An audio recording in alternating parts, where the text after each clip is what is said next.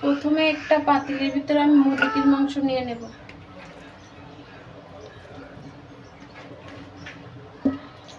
এবার এর ভিতরে আমি পেঁয়াজ বাটা দিয়ে, রসুন বাটা দিয়ে দেব। এবার আদা বাটা দিয়ে দেব। এবার মরিচের গুঁড়ো দিয়ে দেব, হলুদের গুঁড়ো দিয়ে দেব, ধনিয়ার গুঁড়ো দিয়ে দেব, জিরার গুঁড়ো দিয়ে দেব, লবঙ্গ, এলাচ, গোলমরিচ, দারচিনি। এবার সবগুলো একসাথে মাখিয়ে নেব।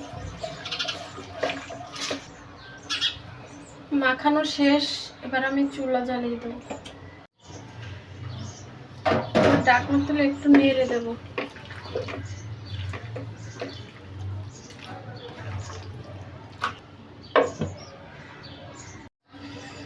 এবার ঢাকনা তুলে সামান্য একটু নেড়ে দেব।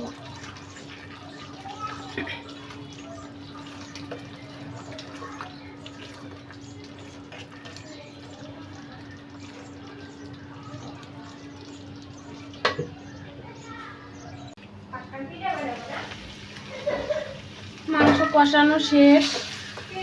এবার একটু নেড়ে চেড়ে দেব।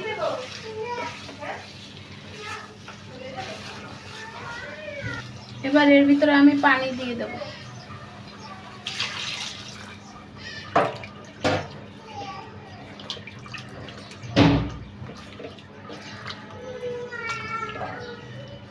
ঢাকনা দিয়ে ঢেকে দেব।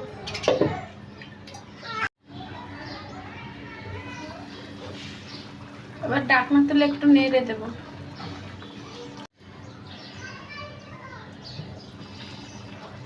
ঢাকনা তুলে আবার একটু নেড়ে দেব।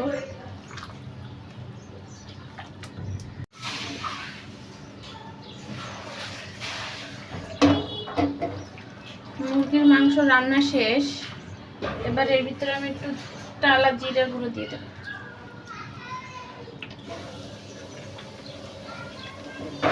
এবার একটু ঢাকনা দিয়ে ঢেকে দেব।